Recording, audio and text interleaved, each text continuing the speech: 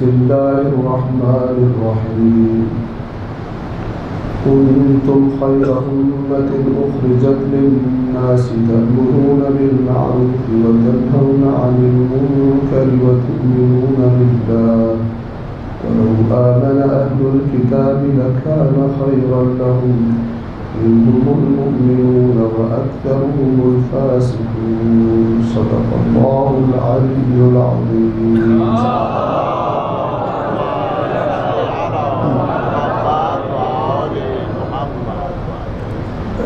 سورہ آل عمران آیت نمبر 110. اللہ تبارک و تعالیٰ کا ارشاد: تم بہترین امت ہو، تمہیں لوگوں کی اصلاح کی ذمہ داری دے کر بھیجا گیا ہے، امر بالمعروف کرتے ہو، نہی عن المنکر کرتے ہو، اور اللہ پر ایمان رکھتے ہو، اور اگر اہل کتاب بھی ایمان لے آتے تو ان کے لیے بہتر تھا، ان میں سے مومن بھی ہیں اور اکثر ان میں سے فاسق. ایک بار پھر صلوات پڑھیں محمد والے.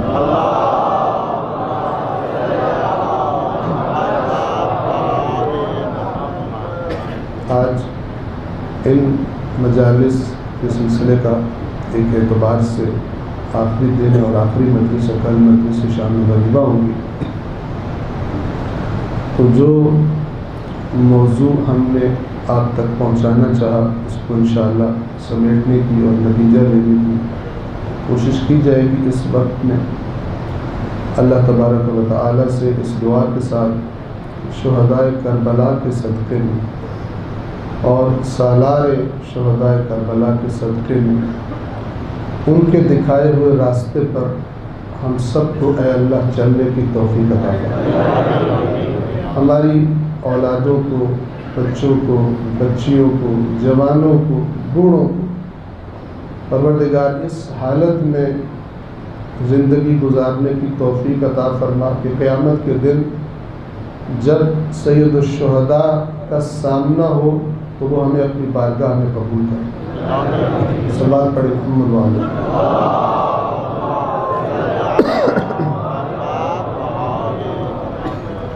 سورۃ الاعراف کی آیت آپ کے سامنے پڑھی جا رہی تھی کل.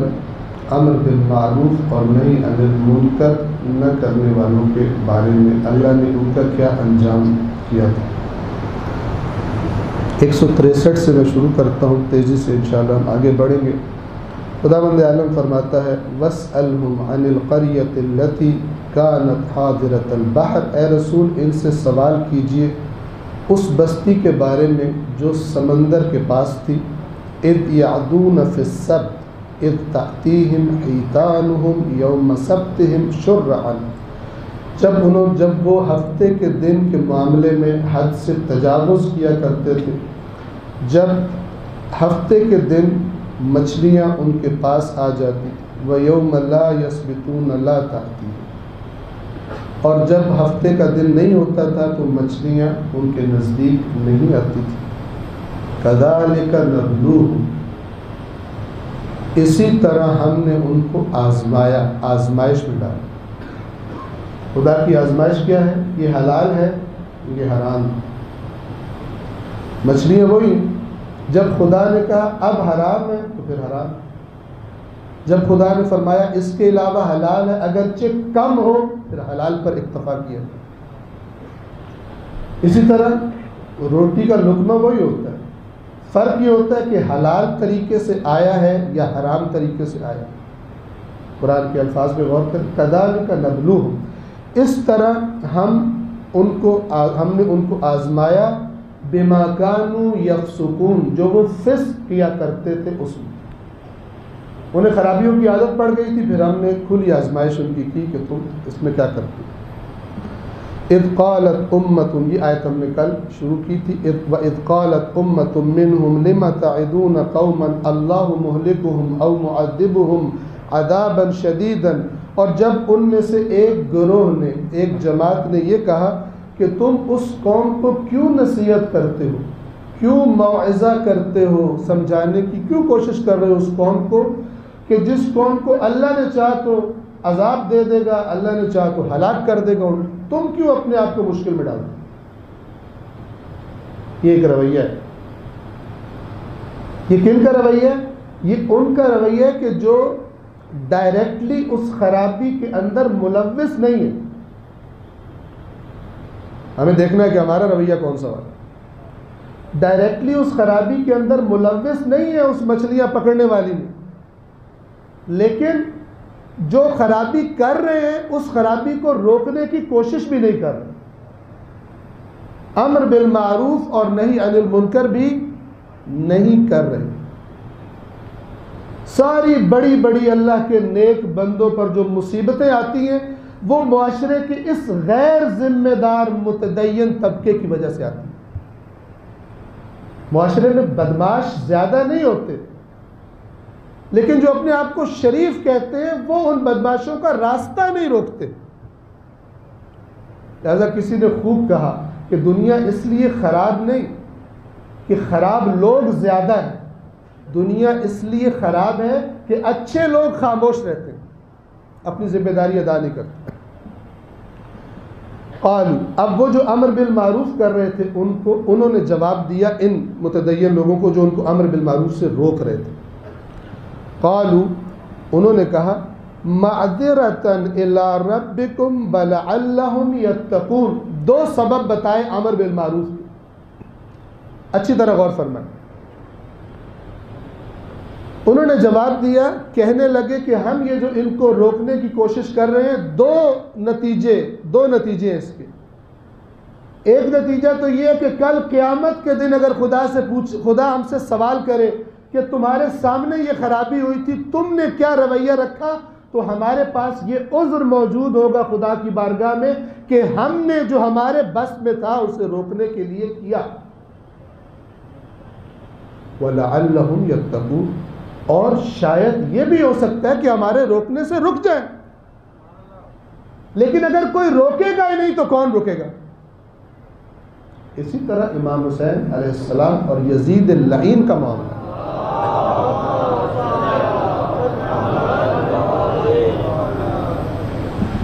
ایک وہ خراب لوگ ہیں یزید اور اس کا لشکر، ابن زیاد، عمر ابن سعد، شمر اور یہ پلید لوگ، اور ادھر معاشرے میں ایک امام حسین اور ان کا قلیل گروہ، اور ایک بہت سارے اپنے آپ کو متدین سمجھنے والے اور عبادات کرنے والے اور سب کچھ کرنے والے. لیکن بجائے امام کے ساتھ دینے کے امام سے کہہ رہے ہیں کیوں ان سے الجھتے ہیں؟ اینن دیکھیں آپ قرآن کی آیات کیسے ہر زمانے میں زندہ رہتی ہیں. آج بھی ایسا، قیامت تک ایسا رہے گا. انہوں نے کہا کہ معذرتاً الی ربکم، اپنے رب کے سامنے عذر پیش کرنے کے لیے، وَلَعَلَّهُمْ يَتَّقُونَ، اور شاید ہمارے سمجھانے سے وہ لوگ رک بھی جائیں. اب دیکھیں نتیجہ کیا نکلا. جب عذاب آیا اس قوم پر تو کس کس پر عذاب آیا اور کون بچا؟ اللہ فرماتا ہے فَلَمَّا نَسُوا مَا ذُكِّرُوا بِهِ، جب ان لوگوں نے بھلا دیا اس کو جس کی انہیں نصیحت کی گئی تھی، یعنی جو انبیاء نے دین ان تک پہنچایا تھا، جو موسیٰ نے ان کو بتایا تھا، دیگر انبیاء نے اصلی اور حقیقی دین جو ذمہ داری لگاتا ہے اپنے ماننے والوں کی، انہیں ذمہ دار افراد بناتا ہے معاشرے کے، نہ کہ دین سے صرف فائدہ لو اپنا اور اس کے بعد چلے جاؤ، دین سے دنیا کا فائدہ لینے کا کام لو. نہیں، جب انہوں نے بھلا دیا اس حقیقی نصیحت کو تو کیا ہوا؟ انجینا الذین ینہون عن السوء، تو ہم نے صرف ان کو نجات دی عذاب سے جو برائیوں سے روکتے تھے، صرف وہ گروہ بچا. انجینا الذین، ہم نے ان لوگوں کو نجات دی ینہون عن السوء، جو نہیں کیا کرتے تھے برائی سے، یعنی نہی عن المنکر کرنے والے تھے. وَأَخَذْنَا الَّذِينَ ظَلَمُوا، اور ہم نے ظالموں کو عذاب میں پکڑ لیا. بِعَذَابٍ بَئِيسٍ بِمَا كَانُوا يَفْسُقُونَ، بدترین عذاب میں ہم نے ان کو پکڑا، بندر بن گئے تھے جو وہ فسق کیا کرتے تھے. اب قرآن کیا کہہ رہا ہے؟ بچے کون؟ جو روک رہے تھے برائی سے، اور وہ بندر بننے کا، مسخ ہونے کا عذاب ان پر بھی آیا جو ڈائریکٹ اس کرپشن میں انوالو تھے مچھلیوں والی میں، اور ان پر بھی آیا جو امر بالمعروف اور نہی عن المنکر نہیں کر رہے. یہ ہے اللہ کی سنت، یہ ہے اللہ کا قانون۔ اگر یہ خاموش طبقہ کہ ہم کیوں انوالو ہوں، ہم کیوں ٹینشن لیں، اگر یہ خاموش طبقہ معاشرے میں اپنی ذمہ داری کو پہچان لے اور مردان عمل بن جائیں یہ لوگ، تو کبھی حسین شہید نہ ہوتے۔ توجہ فرما رہے ہیں؟ امام حسین کی شہادت اس غیر ذمہ دار طبقے کی وجہ سے۔ فَلَمَّا عَتَوْا عَمَّا نُهُوا عَنْهُ قُلْنَا لَهُمْ كُونُوا قِرَدَةً خَاسِئِينَ، جب ان لوگوں نے سرکشی کی اس چیز کے بارے میں جس سے ان کو روکا گیا تھا، تو ہم نے ان سے کہا کہ دھتکارے ہوئے ذلیل بندر بن گئے، اور ان کے چہرے مسخ ہوئے، بندر بنے، اور بندر بننے کے کچھ عرصے کے بعد ہلاک۔ سلوات پڑھیے محمد والے۔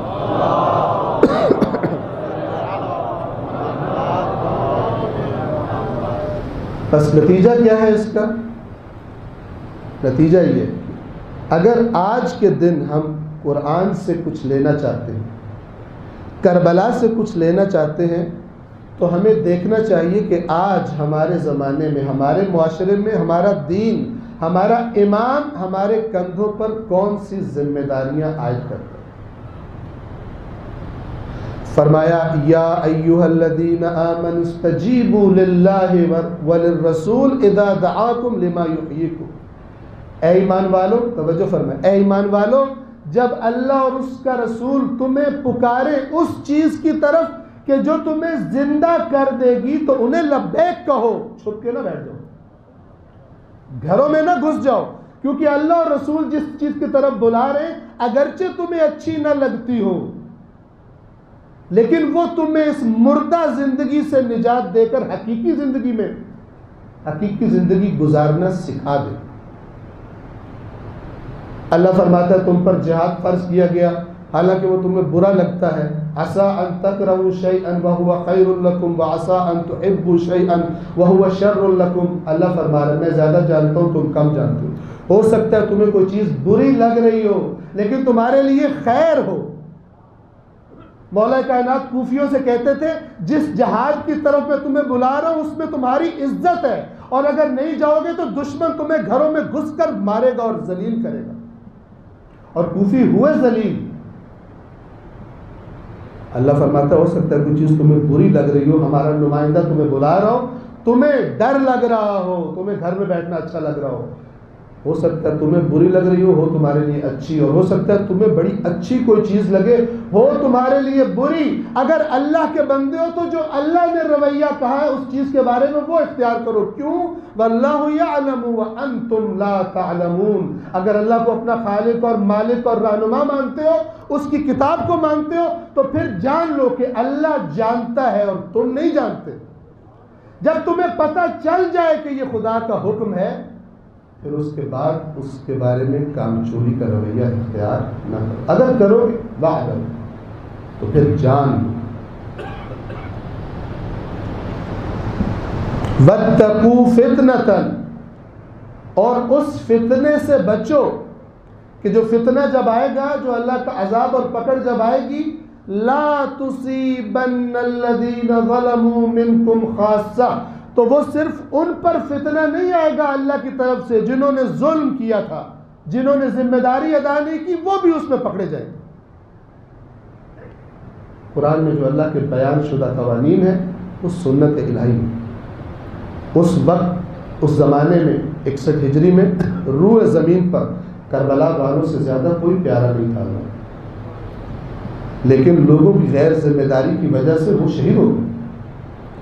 وہ سارے ستم اور وہ سارے ظلم ان کو اپنی آنکھوں سے دیکھنے پڑے، برداشت کرنے پڑے۔ ان کے بدنوں پر جتنے تیر لگے، جتنی تلواریں لگی، جتنی ان کو پیاس برداشت کرنا پڑی، وہ تو اپنی ذمہ داری ادا کرنے پہنچ گئے تھے۔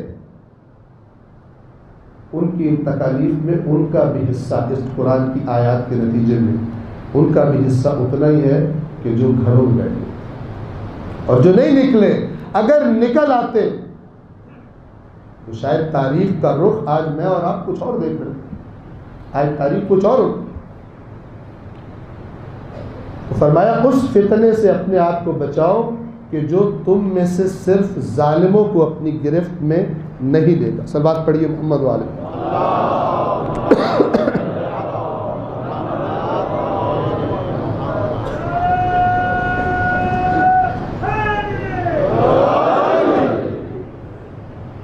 آج کا زمانہ، آج کے زمانے میں کربلا ہم سے کیا تقاضا کرتی ہے؟ وہ شخص جو یہ سمجھتا ہے کہ کربلا اس زمانے کی تھی، آج کوئی ذمہ داری کربلا ہمیں نہیں دیتی، یہ اسی شخص کی طرح ہے جو قرآن کی آیات کو سن کے کہتا ہے یہ پرانے زمانے کے لوگوں کے قصے. اور قرآن نے بتایا ہوا ہے کہ اذا تتلی علیہ آیاتنا قال اساطیر الاولین، جب اس کے سامنے ہماری آیات کی تلاوت کی جاتی ہے تو وہ کہتا ہے یہ پریکٹیکل ہی نہیں ہے آج کے لیے، یہ تو اساطیر الاولین ہے، یہ گزشتہ لوگوں کے افسانے ہیں. افسانے عمل کے لیے نہیں ہوتے. تو اللہ نے اس شخص کے جواب میں فرمایا کلا، خبردار، ہرگز نہیں، میں تجھے بتاتا ہوں تیری بیماری کیا ہے. بل ران علی قلوبہم ما کانوا یکسبون، اس سے پہلے جو یہ حرکتیں اور اعمال فسق و فجور کے کرتے رہے، ان اعمال نے ان کے دلوں پر ایسا زنگ لگا دیا ہے کہ جب انہیں قرآن سنایا جائے کہتے ہیں یہ آج کی کتاب نہیں ہے، یہ گزشتہ زمانے کی کتاب ہے. کیوں؟ کرنا نہیں چاہتے. جن کاموں کی عادت ڈال چکے ہیں اپنے آپ کو، جو اپنے دنیا کے بارے میں منصوبے اور آرزویں پر جو محلات تعمیر کر چکے ہیں، ان کے خلاف ہے قرآن کی آیات. انہیں خود کو بدلنا اچھا نہیں لگتا تو بہانہ یہ بناتے ہیں قرآن آج کے لیے قابل عمل نہیں. اور وہ جو قرآن سے جدا نہیں، کربلا، اس کے بارے میں بھی یہی سمجھتے ہیں کہ کربلا آج کے لیے ہمارے لیے کوئی پیغام نہیں رکھتا. آپ کے سامنے وقت مختصر ہے، ایک دعا جو آپ اکثر سنتے ہیں اور پڑھتے ہیں، اور بالخصوص ماہ رمضان میں اہل بیت اطہار نے بڑے خزانے چھوڑے ہیں، کوئی ان خزانوں کی قدر کرنے والا ہو. اہل بیت اطہار کی دعائیں اس طرح نہیں ہیں جس طرح ہم عام طور پہ دعائیں مانگ رہے ہوتے ہیں، اور ہماری دعاؤں میں اگر سایہ نظر آتا ہے تو سارا کا سارا دنیاوی خواہشات کا سایہ ہوتا ہے. ہماری دعاؤں کا جو مرکز ہوتا ہے زیادہ تر وہ دنیا ہوتی ہے. اہل بیت اطہار کی یہ دعا سنیے، اور اس کے ساتھ ساتھ اس کے ایک ایک جملے کے ساتھ میں آپ کی خدمت میں عرض کرتا جاؤں گا. یہ دعائیں صرف یہ نہیں ہے کہ ہم نے اللہ سے مانگنا ہے، خود کچھ نہیں کرنا. وہ بندہ سمجھدار نہیں ہوتا دنیا والوں کی نگاہ میں بھی کہ جو خدا سے کہے خدایا مجھے رزق دے، لیکن خود اس رزق کے لیے محنت نہ کرے. توجہ فرما. ایک ذمہ داری بندے کی ہے. بندہ جب اپنی ذمہ داری پوری کرتا ہے تو پھر اللہ کہتا ہے کہ جو کمی رہ گئی ہے وہ میں دور کر دوں گا. مومن سے خدا کا یہ وعدہ ہے کہ اگر تو اپنی ذمہ داری پوری کرے تو پھر اگر تیری طاقت کم بھی ہو تو تیری باقی طاقت میں بن جاؤں گا. اگر کوئی کام زیادہ عرصے میں ہونے والا ہے تو میں اس کام کو جلدی کر دوں گا، لیکن تو اپنی ذمہ داری تو ادا کر. ایسا نہیں کہ تو اپنی ذمہ داری ادا نہ کرے. ان لوگوں کی طرح جو دعائیں مانگ رہے تھے یا اللہ امام حسین کو بچا لینا، ساتھ نہیں جا رہے. توجہ فرما. نہیں، یہ دعائیں نہیں قبول ہوتی. ماہ رمضان میں یہ دعا خاص طور پر ہر نماز کے بعد تقریباً اس کی ہم تلاوت کرتے ہیں. بسم اللہ الرحمن الرحیم، اللہم ادخل علی اہل القبور السرور. توجہ فرمائیں. اور اس کے بعد آئمہ کی ہر دعا کو اس نگاہ سے دیکھیں. یہ نہیں ہے کہ دعا مانگ رہے ہیں یعنی یا اللہ سارا کچھ تو نے کرنا، ہم نے کچھ نہیں کرنا. ایسی قوموں کو اللہ کچھ بھی نہیں دیتا. مسلمانوں کی عدالت دیکھنا. اللہم ادخل علی اہل القبور السرور. اب اگر فرض کریں میں یہ دعا مانگ رہا ہوں، اے اللہ اہل قبور جو فوت ہو گئے ہیں، جو قبروں میں پڑے ہیں، ان پر سرور، سکون نازل کر. اگر ان پر کوئی مشکل سختی ہے تو اس کو آسان فرما دے. تو میں دیکھوں کہ میں اگر کسی کا بیٹا ہوں جس سے مجھ کو جائیداد ملی، جو میرا والد تھا، جس کے ذمہ میری تربیت تھی، تو میں کوئی ایسی حرکت تو نہیں کرتا جس کے سبب سے میرے والد کی پکڑ ہو رہی ہو، جس کے سبب سے قبر میں میری ماں پر کوئی وزن آ رہا ہو. میں ایسی حرکت تو نہیں کرتا. یہ مطلب ہے اس کا. کیوں؟ اس لیے کہ قرآن نے بتایا ہے جو اچھی اولادوں کی تربیت نہیں کرتے اور پھر ان کو دے کر جائیدادیں اور مال چلے جاتے دنیا، وہ جب ان کی دی ہوئی چیزوں سے خرابیاں کرتے ہیں تو ماں باپ سے بھی پوچھا جاتا ہے. یُنَبَّأُ الْإِنسَانُ يَوْمَئِذٍ بِمَا قَدَّمَ وَأَخَّرَ. اس دن قیامت کے دن انسان کو بتایا جائے گا تو نے آگے کیا بھیجا تھا زندگی میں اور پیچھے کیا چھوڑ کے آیا تھا. اس پیچھے چھوڑ کے آنے والی چیز میں سے ایک اولاد ہے. اگر نیک ہے تو نیک، اگر بد ہے تو بد. ہم نے اولادوں کو دیکھا ہے کہ بہت اچھی فارن لینگویجز بولتے ہیں لیکن سیدھی طرح سورۃ الفاتحہ پڑھنی بھی نہیں آتی تھی. مدارس کے بچے امپورٹ کیے جاتے ہیں ابا کی بخشش کے لیے. کیوں؟ اس لیے کہ ابا کو بچے کی دنیا کی فکر تھی لیکن اپنی آخرت کی بھی بھول گیا تھا. دنیا کی فکر اپنی اولاد کو بھی خدا سے نزدیک نہیں کیا. پس اللہم ادخل علی اہل القبور السرور، جو قبروں میں پڑے ہیں اللہ ان پر سرور نازل کر، تو میں دیکھوں کہ جو میرے قبروں میں پڑے ہیں ان کے لیے میں کیا کر رہا ہوں، ان پہ بوجھ کا سبب ہوں، ایسی اولاد ہوں، یا ان کے لیے اللہ کی رحمتوں کا سبب بات ہے. اللہم اغن کل فقیر، اے اللہ ہر فقیر کو غنی کر. فقیر کیسے کہتے ہیں؟ جس کے پاس مال نہیں ہوتا. فقیر ویسے عربی زبان میں اس کا لغوی جو معنی ہے، ڈکشنری میننگ ہے، وہ ہے جس کی کمر کے جو مہرے ہیں وہ ٹوٹ گئے ہوں، ایسا بندہ کھڑا نہیں ہو سکتا. اسی لیے فقیر کو فقیر کہا گیا کہ اس کے پاس اتنا بھی نہیں ہوتا کہ اس کی زندگی کھڑی ہو سکے، اس کا گھر چل سکے. بھوکا ہوتا ہے، بچوں کو پڑھا نہیں سکتا. اب میں دعا کر رہا ہوں، ساری امت دعا کر رہی ہے مسجد میں بیٹھ کے، اللہم اغن کل فقیر. خود اسے فکر نہیں ہے کہ جو خدا نے مجھے دی ہے، میری بھی ذمہ داری لگائی ہے کہ میں اپنے معاشرے کے فقیروں کو حصہ دوں اپنے مال میں سے. جہنمیوں کی ایک نشانی میں سے قرآن مجید نے یہ نشانی بتائی ہے، جب جہنمی جہنم میں چلے جائیں گے اور انہی کے اسی معاشرے کے لوگ جو ساتھ رہتے تھے وہ ان کو جنت میں نہیں پائیں گے، تو وہ سوال کریں گے تمہیں کیا چیز، جہنمیوں سے سوال کریں گے تمہیں کیا چیز جہنم میں لے کے آئی، تو وہ یہ جواب دیں گے. پہلا جواب ان کا یہ ہوگا قالوا لم نک من المصلین. سورۃ المدثر کے آخر میں یہ آیات ہیں، قالوا لم نک من المصلین، ہم نمازیں نہیں پڑھتے تھے. پہلا جواب، اس لیے جہنم میں آئے. دوسرا جواب وَلَمْ نَكُ نُطْعِمُ الْمِسْكِينَ، ہمارے معاشرے میں فقیر مسکین لوگ رہا کرتے تھے، ہمارے اپنے دسترخوان بڑے رنگین ہوتے تھے لیکن فقیروں اور بھوکوں کا ہمیں خیال نہیں. یہ چیز ہمیں جہنم میں لے کر آ گئی. یہ ذمہ داری، یہ ذمہ داری. اللہم اشبع کل جائع، اے اللہ ہر بھوکے کا پیٹ بھر دے. اس کا مطلب کیا ہے؟ یعنی یہ ائمہ نے سکھایا ہے کہ ماہ رمضان میں خاص طور پر بھوکوں کا خیال رکھنا ہے تم نے. یہ نہیں ہے کہ دعا مانگو اور اپنی افطاری تو تم زبردست کرو اور اپنے ہی شہر کے بھوکوں کا تمہیں کوئی خیال نہ. یہ دعا کی یہ تعلیم. اہل بیت سے ملنے والی ہر چیز ہمارے کندھوں پر کوئی ذمہ داری ڈالتی ہے. اللہم اکس کل عریان، اے اللہ ہر وہ شخص جو بے لباس ہے، اس کے پاس پہننے کے لیے لباس نہیں، اس کو لباس عطا کر.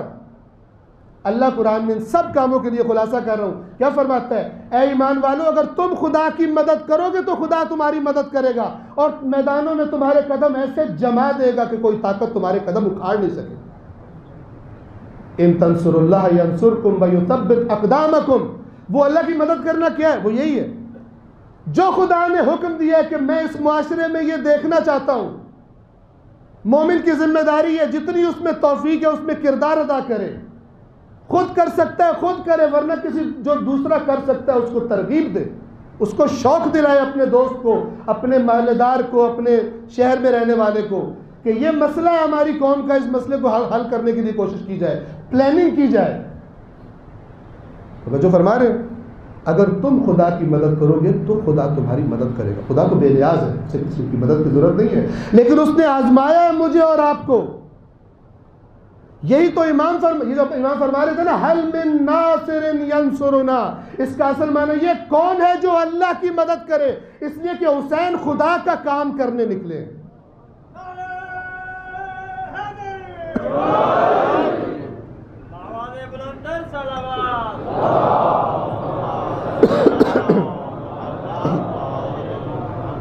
اللہم اقض دین کل مدین، اے اللہ جس پر بھی قرض چڑھ چکا ہے اور وہ بیچارہ قرض کے بوجھ کے نیچے دبا ہوا ہے، اے اللہ اس کے قرض کو ادا فرما.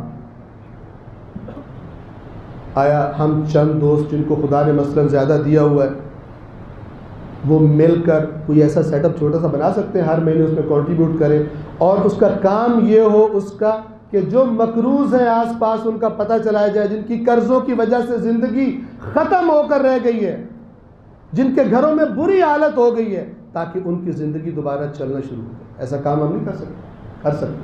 آپ کو پتہ ہے روایات میں، اہل بیت اطہار کی روایات میں یہ بات آئی ہے کہ قرض الحسنہ صدقے سے زیادہ ثواب رکھتا ہے. کیوں؟ صدقہ ایک دفعہ صرف ہوتا ہے، لیکن قرض الحسنہ کا اگر آپ اچھا سسٹم بنا لیں چند لوگ مل کر، تو کیا ہوگا؟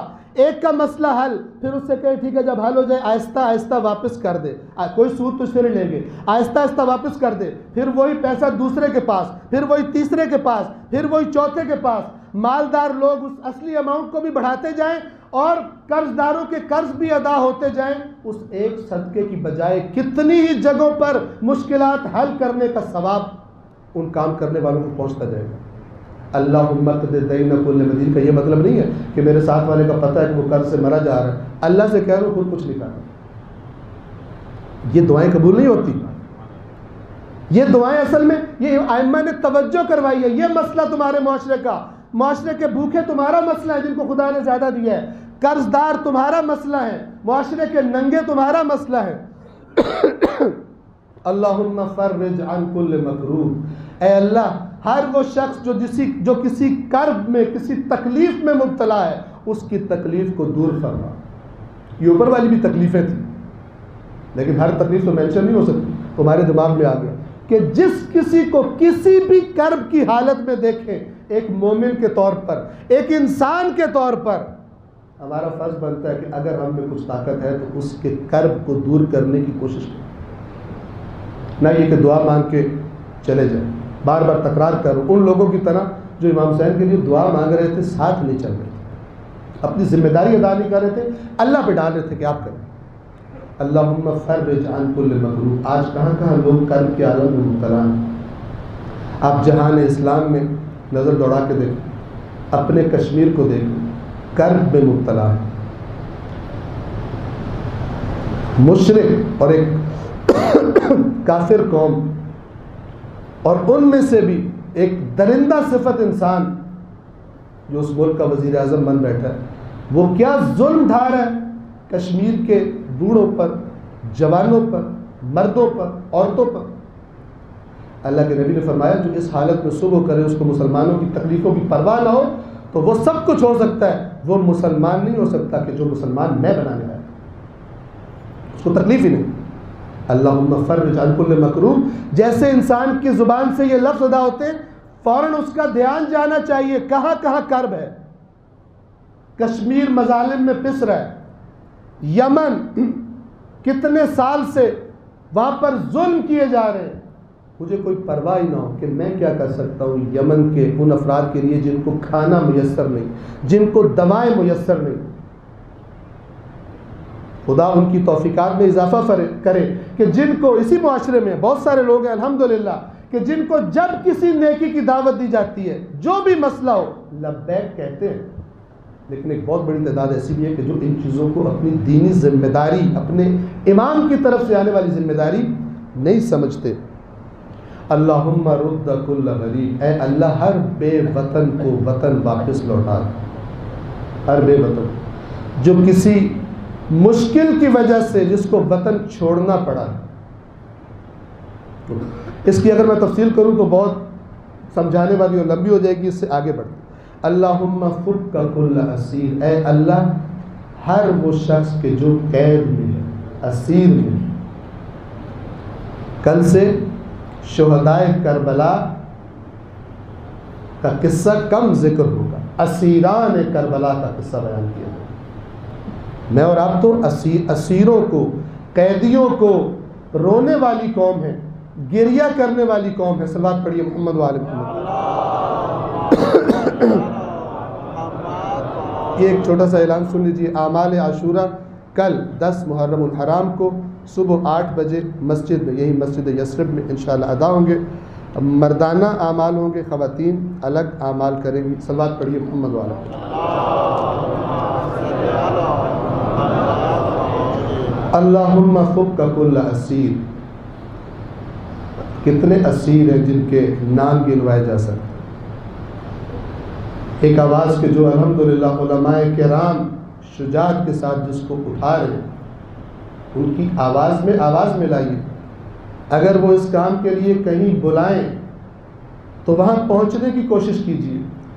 اگر آپ جس مقام پر، جس جگہ پر آپ بیٹھے ہیں اپنی زندگی میں، وہاں پر اللہ نے آپ کو کوئی اختیار دیا ہے تو اس مسئلے کو حل کرنے کے لیے اپنا کردار ادا کیجئے۔ ائمہ اطہار کے بعض اصحاب کو ائمہ نے خود ان حکومتوں میں کہا تھا کہ تم ان حکومتوں میں جا کر کوئی نہ کوئی پوزیشن سنبھالو اور پھر مومنین کی مدد کرو وہاں بیٹھ کر، نہ کہ فقط دنیا کمانے کے لیے وہاں بیٹھو۔ ایک ملاقات ہوئی آیت اللہ سیستانی کے ساتھ، انہوں نے وہاں پر فرمایا کہ زیادہ سے زیادہ شیعہ قوم کے بچوں کو پڑھاؤ، شیعہ قوم کے اندر سے جہالت کو دور کرو،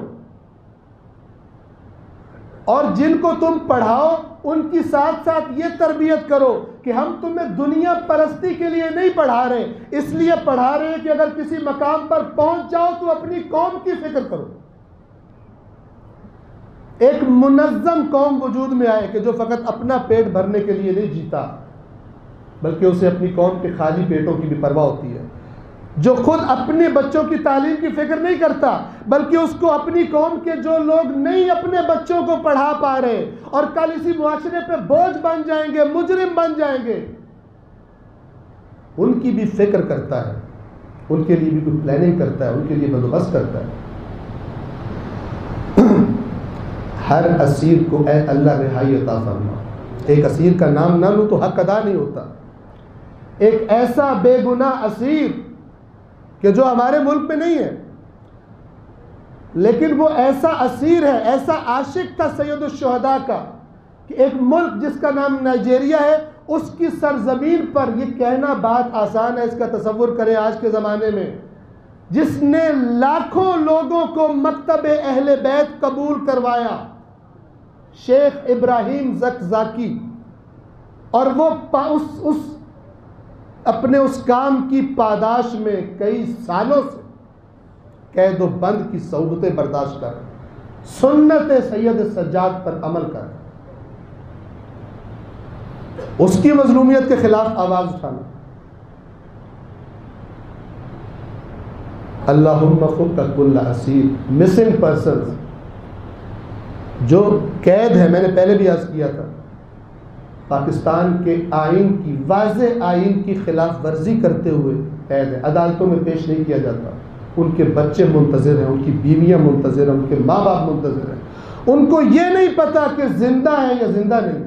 اس کرب سے ان کو نجات دلانے کے لیے یہ صرف یہ نہیں اللہم فک کل اسیر زور زور سے اور آواز بلند کر کے پڑھ لی جائے، کیا کچھ نہ جائے۔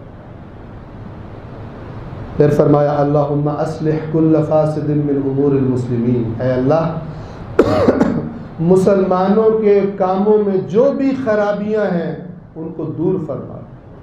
پھر چند چیزوں کے نام لیے اور پھر اوور آل دائرہ وسیع کر دیا کہ تم دیکھو کہاں کہاں اس امت کے کام خراب ہو چکے، ان کی اصلاح کی کوشش کرو۔ جہاں جہالت مشکل ہے وہاں جہالت دور کرنے کی کوشش کرو، جہاں فقر مشکل ہے، غربت مشکل ہے، غربت دور کرنے کی کوشش کرو۔ اگلا جملہ کیا ہے؟ اللہم اشف کل مریض، اے اللہ جو بیمار ہے اسے صحت عطا فرما، شفا عطا فرما۔ کیا مطلب؟ بیماروں کے لیے جو اپنا علاج نہیں کروا سکتے فنڈز قائم کیے جائیں، ان کی ہیلپ کی جائے۔ یہ ترغیب ہے ساری کی ساری اس دعا کی۔ اللہم سد فقرنا بغناک، ہمارے فقر کو اپنی بے نیازی سے دور فرما۔ ایک فقر مادی ہوتا ہے، ایک فقر روحانی اور معنوی ہوتا ہے۔ معنوی دولت ملتی ہے حسین ابن علی کے فرش عزا پر آ کر،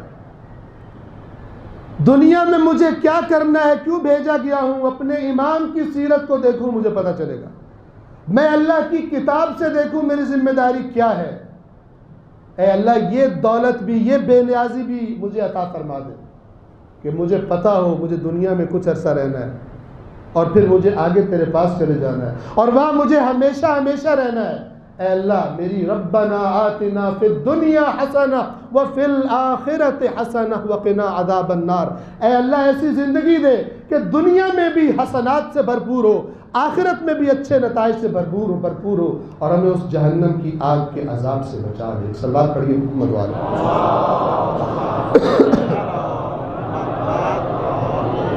یہ دعا تھی کہ جو میں نے بس یہاں پر میں اس کو تمام کرتا ہوں کیونکہ وقت کم ہے۔ ایک مرتبہ پھر صلوات پڑھیے آپ محمد والے۔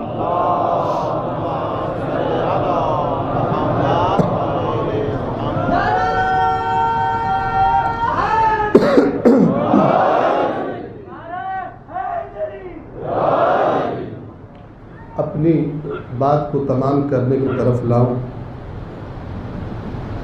مصائب سید الشہداء کے تذکرے کی طرف آہستہ آہستہ ہم آئیں اور اپنے دلوں کو آمادہ کریں اس ماں کو پرسہ دینے کے لیے کہ جس ماں نے بڑی محنت سے چکیاں پیس کر پالا تھا اسے۔ میں نے عرض کیا اگر آپ غور کریں آیات قرآن پر تو غیر ذمہ دار طبقے کی وجہ سے، ان کی وجہ سے شہید نہیں ہوئے حسین، صرف کہ جو کربلا کے میدان میں آئے تھے تلواریں اور نیزے لے کر حسین کو قتل کرنے، صرف وہ ملوث نہیں، قرآن کی گواہی کے مطابق وہ سب ملوث ہیں جنہوں نے استغاثہ حسین پر لبیک نہیں کہا۔ اللہ نے فرمایا نا، اے ایمان والو، جب اللہ اور اس کا رسول پکارے اس چیز کی طرف کہ جو تمہیں زندہ کر دے گی، کربلا والے زندہ ہیں تو لبیک کہو، انہوں نے لبیک نہیں کہا، تعویلیں کر لی، بہانے بنا لی، حسین شہید ہو گئے۔ قرآن کی ایک مثال سے آپ کی خدمت میں عرض کروں کہ ساری کی ساری قوم کہ جو غیر ذمہ داری کا مظاہرہ کرے، نہی عن المنکر نہ کرے، امر بالمعروف نہ کرے، اللہ کے ریکارڈ میں، اللہ کے کاغذات میں وہ ساری کی ساری قوم مجرم ہو جائے۔ ایک قوم جسے قوم سمود قرآن نے کہا، ان کو اللہ نے بڑی نعمتیں دی تھی، سرکش ہوئے تو اللہ نے انہی میں سے حضرت صالح علیہ السلام کو بھیجا انہیں نصیحت کرنے، یہ خرابیاں چھوڑ، لیکن یہ اپنے تکبر میں حضرت صالح کی باتیں انہوں نے نہیں سنی، پھر انہوں نے معجزے کا مطالبہ کیا۔ آپ غور فرمائیے گا کتنی مماثلت ہے، کتنی مماثلت ہے، کیوں نہ ہو؟ قرآن ہے، ایک طرف قرآن ہے، دوسری طرف اللہ کے رسول کا خاندان ہے۔ انہوں نے معجزے کا مطالبہ کیا، ایک پہاڑ کے اندر سے ایک اونٹنی نکلی جو اللہ کا معجزہ، قرآن نے اسے کہا ناقۃ اللہ، اللہ کی اونٹنی، ہر چیز اللہ کی ہے لیکن بعض چیزیں خاص طور پر اللہ ان کو اپنا کہتا ہے۔ امام حسین کے بارے امام حسین کے کو کہا جاتا ہے یا ثار اللہ، ہے اللہ کے خون۔ کیا مطلب؟ اللہ کا خون نہیں ہوتا، یعنی وہ خون کے جو خدا کی خاطر بہہ گیا، اس کا معنی یہ خدا کے راستے میں بہایا۔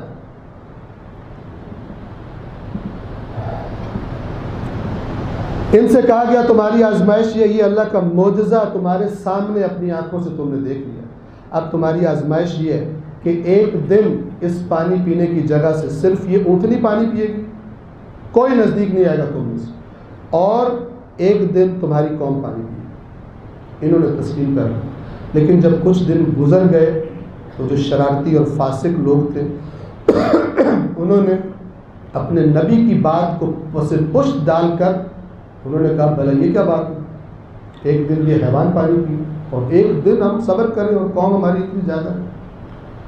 تو پھر اندر ہی اندر پلاننگ شروع ہوئی اور اس اونٹنی کو قتل کرنے کا منصوبہ بنایا۔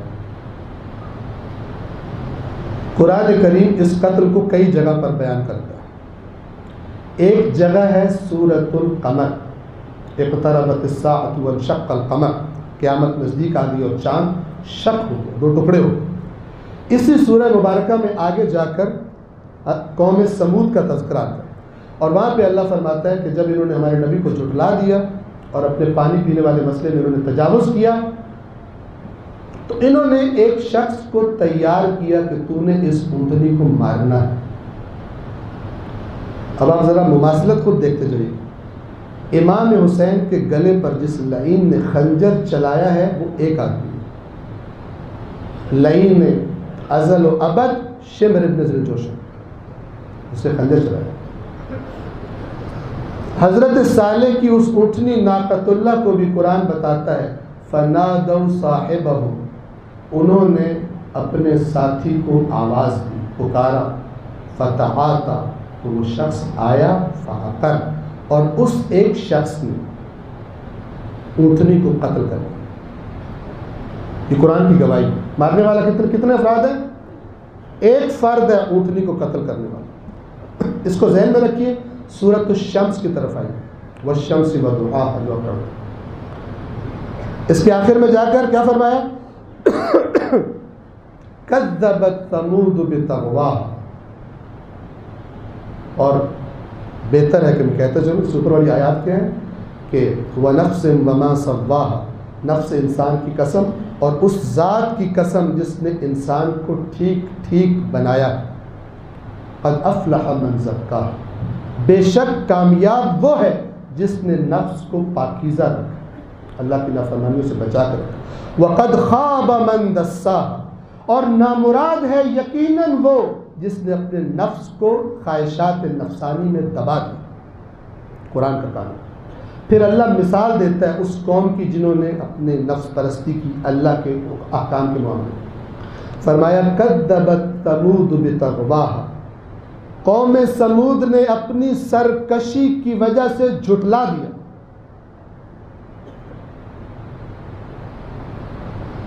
وقال لهم رسول الله ناقة الله وسقياها، اور ان کے رسول نے ان سے کہا یہ اللہ کی اونٹنی اور اس کے پانی پینے کی جو مہلت ہے اس کا خیال رکھنا، نہ اس اونٹنی کو کچھ کہنا نقصان پہنچانا، اور نہ ہی اس کو پانی پینے سے روکنا جو اللہ نے تمہیں حکم دیا.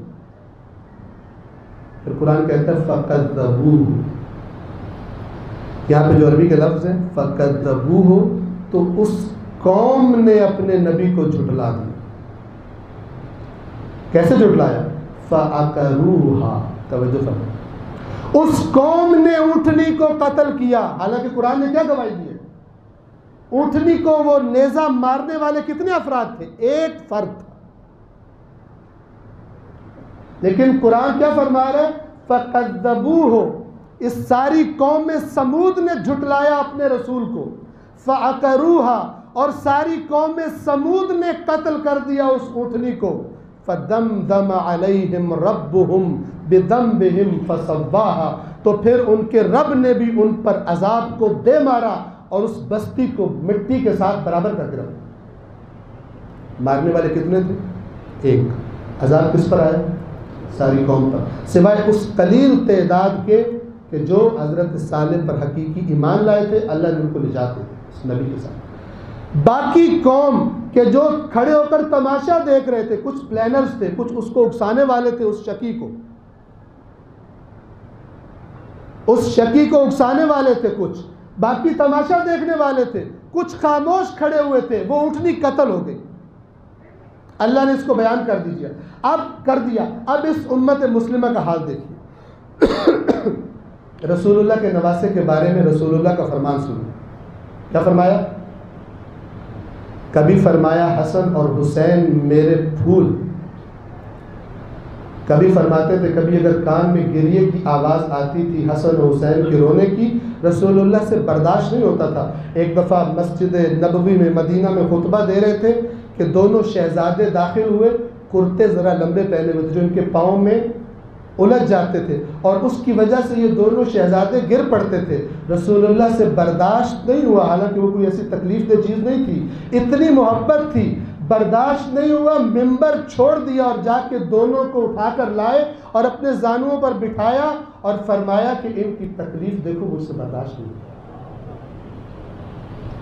جیسے اس نبی نے اس اللہ کے معجزے کے بارے میں بتایا تھا اپنی قوم کو، اسی طرح اللہ کا آخری نبی بار بار بتاتا رہا کہ میرے بعد میرے اہل بیت کا خیال رکھنا.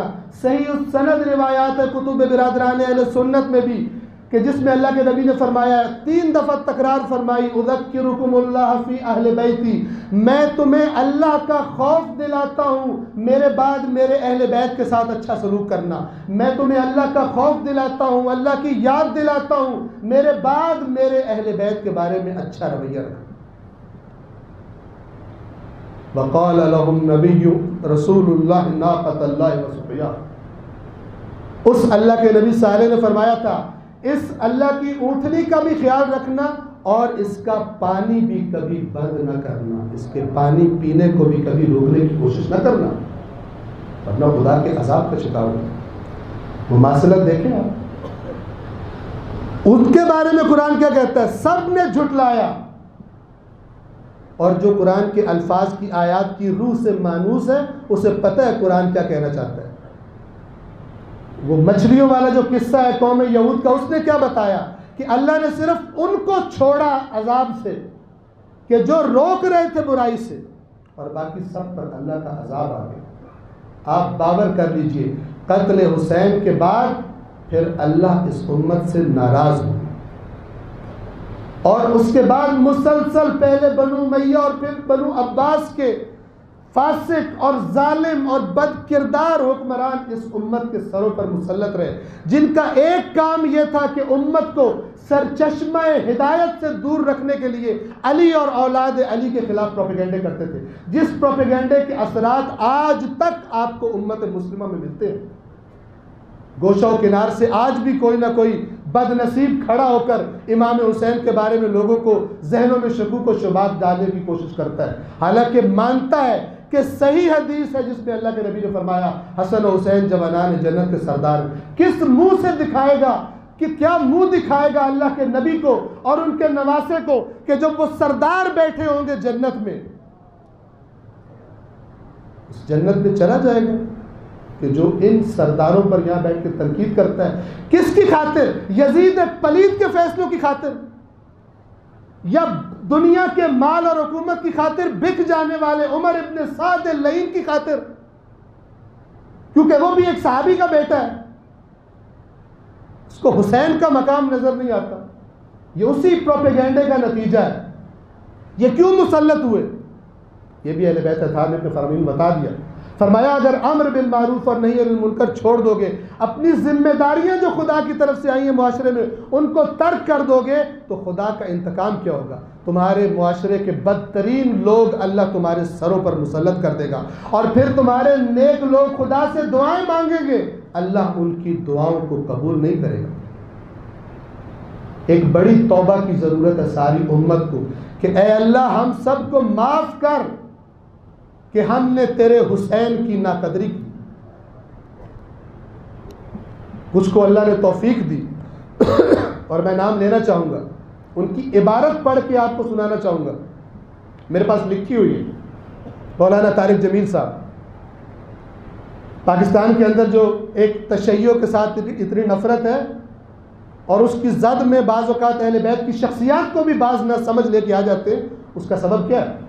اس کا سبب مولانا طارق جمیل صاحب کے الفاظ میں چھپا ہوا۔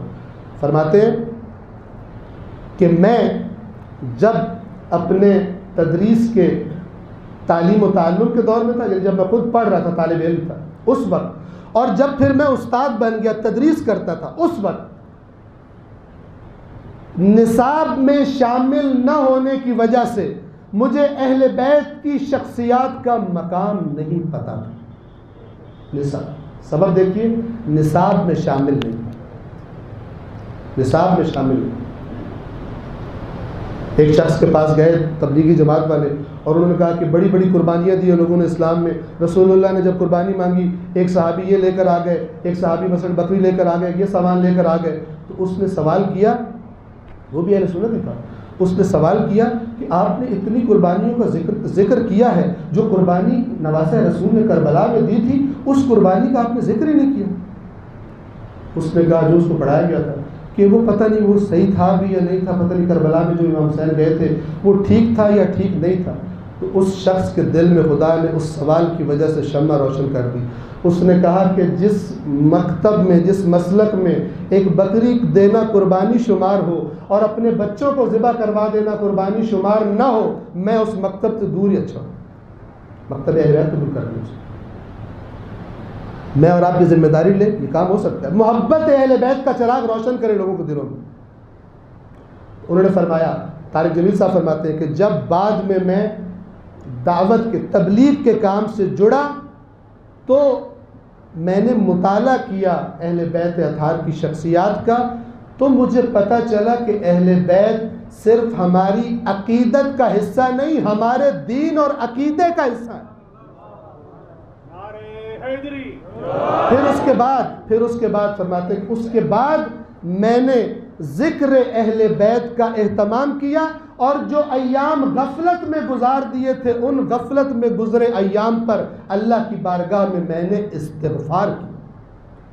اور اب سارے پاکستان میں بلکہ پاکستان سے باہر بھی ان کی استغفار کا اثر آپ سب دیکھ رہے ہیں اور سن رہے ہیں۔ توجہ فرما رہے ہیں؟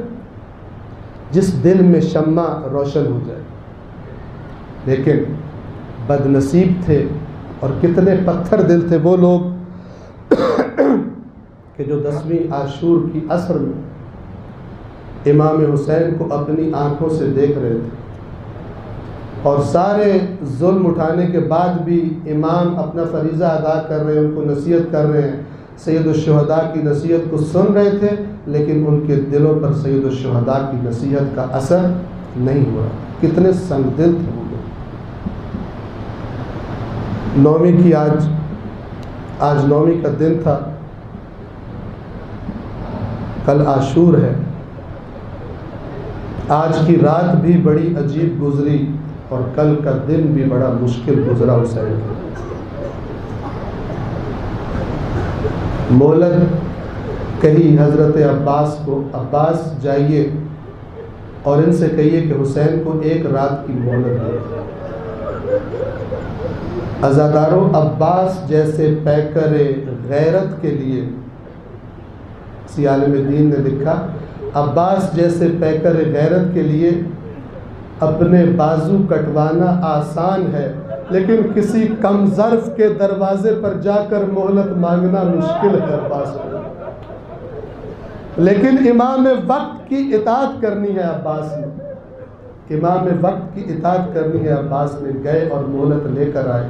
کتب مقاتل میں لکھا ہے کہ لشکر حسین سے اس طرح آوازیں آ رہی تھی، کسی طرف کوئی تلاوت قرآن کر رہا ہے، کسی طرف کوئی رکوع میں جھکا ہے، کوئی سجدے میں پڑا ہے، امام حسین قرآن کریم کی تلاوت فرما رہے ہیں۔ آپ کو معلوم ہے جو مولد کے لیے امام نے اسباب بتائے تھے ان میں سے ایک سبب یہ تھا، عباس آپ کو معلوم ہے مجھے قرآن کی تلاوت سے کتنی محبت ہے، میں چاہتا ہوں کل کی شہادت سے پہلے جی بھر کے اللہ کی کتاب کی تلاوت کروں۔ شاید میرے اور آپ کے لیے پیغام تھا، ورنہ حسین سے زیادہ کس نے قرآن کی تلاوت کی؟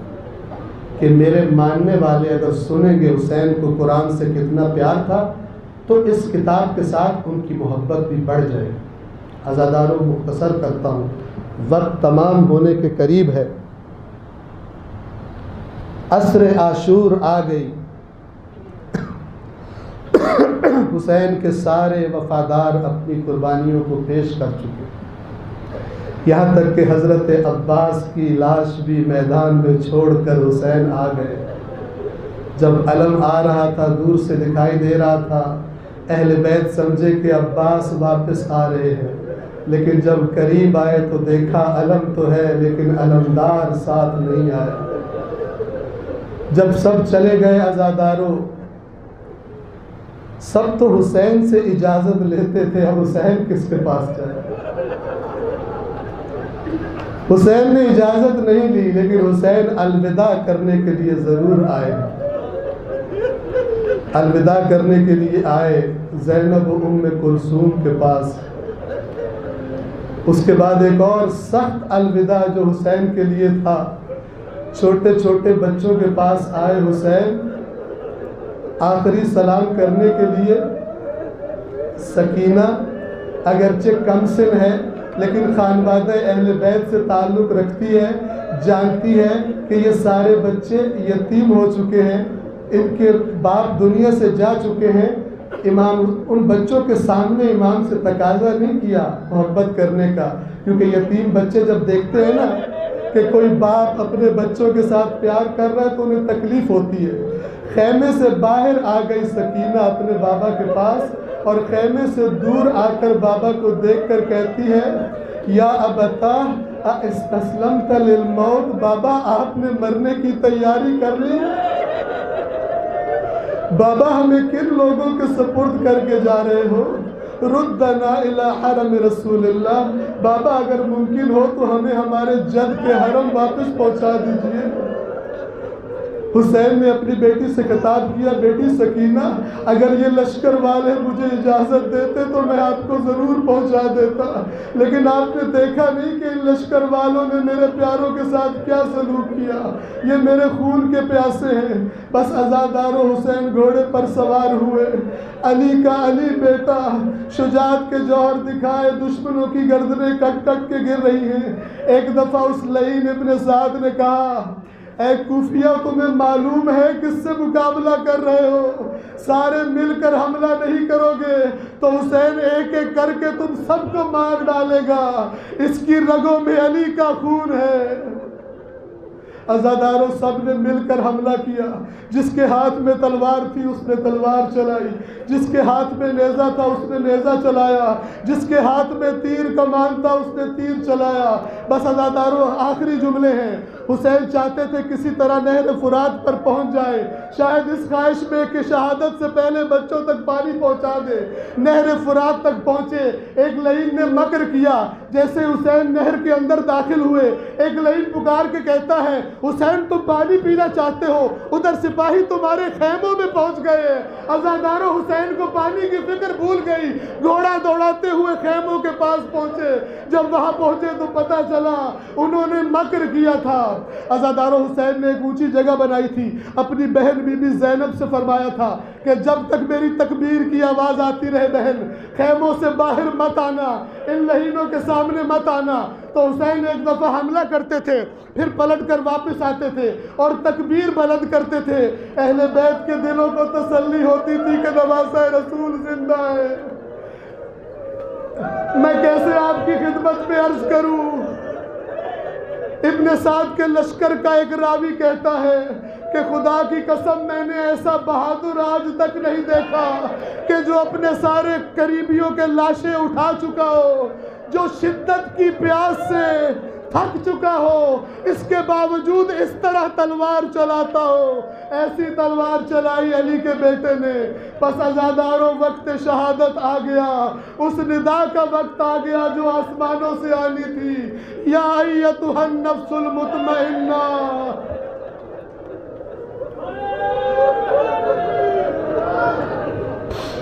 وہ وقت آ چکا تھا۔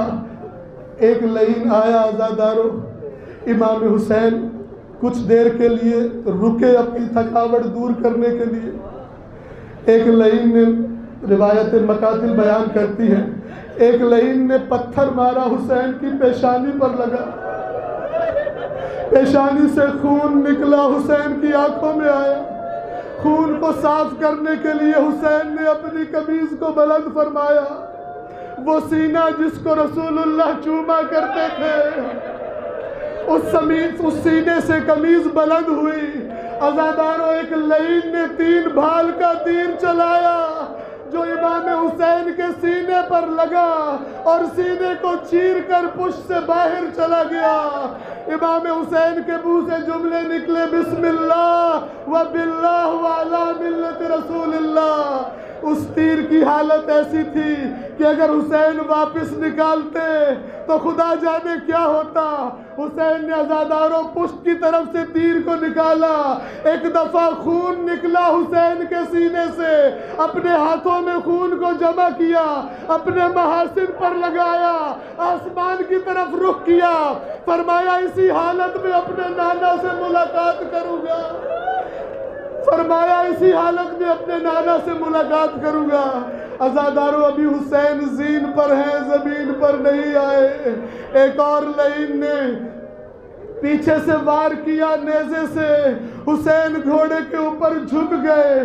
عزاداروں آپ سنتے ہیں نا، ایک ظہر میں نماز پڑھی تھی حسین نے، رکوع کے محافظ بھی تھے حسین کے لیے، سجدوں کے محافظ بھی تھے حسین کے لیے، لیکن ایک رکوع کیا ہے حسین نے پشت فرس پر، پشت ذوالجناح پر، جب نیزہ لگا کر حسین کے پہلو میں، کمزوری کی وجہ سے جھک گئے ذوالجناح پر اور رکوع فرمایا۔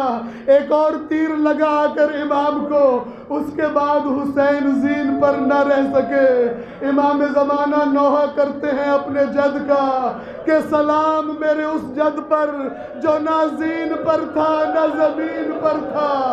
امام حسین زمین پر آئے، ظہر کی نماز میں سجدہ کیا تھا پیشانی کے ساتھ، لیکن یہ سجدہ گھوڑے سے گرتے ہوئے کیا، دائیں رخسار کے بل زمین پر گرے، فرمایا رضن بقضائہ و تسلیما لامرہ۔ عزادارو، کتب مقاتل میں لکھا ہے جب حسین کی آواز آنا ختم ہوئی، ایک دائرے میں گھیر لیا لعینوں نے۔ کوئی کہتا ہے حسین مر چکے، کوئی کہتا ہے نہیں ابھی زندہ ہے، کوئی کہتا ہے مر چکے۔ شمر لعین آگے آتا ہے اور آ کر کہتا ہے حسین کے خیموں پر حملہ کرو۔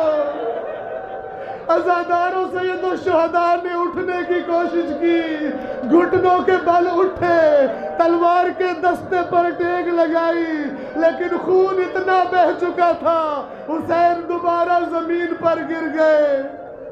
100 میٹر کا فاصلہ ہے جو عزادار گئے ہیں کربلا میں تلہ زینبیہ اور مذبح حسین کے درمیان۔ بس آخری جملہ، بہن خیمے سے نکل آئی، تلہ زینبیہ پر چڑھ کر دیکھا، وَالشِّمْرُ جَالِسٌ عَلَى صَدْرِ، شمر حسین کے سینے پر سوار ہے۔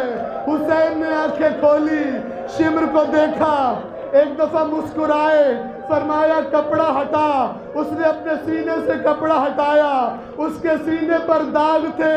حسین نے فرمایا میرے نانا نے سچ کہا تھا مجھے، تجھے جو قتل کرے گا اس کے سینے پر داغ ہوں گے۔ عزاداروں، یہ خبیث بات سن کر بگڑ گیا۔ اس نے کہا حسین اب تجھے اس طرح قتل کروں گا کہ دنیا دیکھے گی۔ عزاداروں، حسین کی پشت پر سوار ہو گیا، خنجر کو خود کر دیا اور خنجر چلایا نہیں، خنجر کے وار کرنا شروع کیے۔ بی بی زینب بے قرار ہوئی، بے بس ہو کر عمر ابن سعد سے کہتی ہے اَيُقْتَلُ أَبَا عَبْدِ اللَّهِ وَأَنْتَ تَنْظُرُ۔ عمر ابن سعد تو دیکھ رہا ہے میرے حسین کو قتل کیا جا رہا ہے۔ اس لعین نے منہ پھیر لیا۔ ایک دفعہ بی بی زینب نے فرمایا واہ محمدہ ھذا حسین بالعراء الا لعنۃ اللہ علی القوم الظالمین۔ ماتم حسین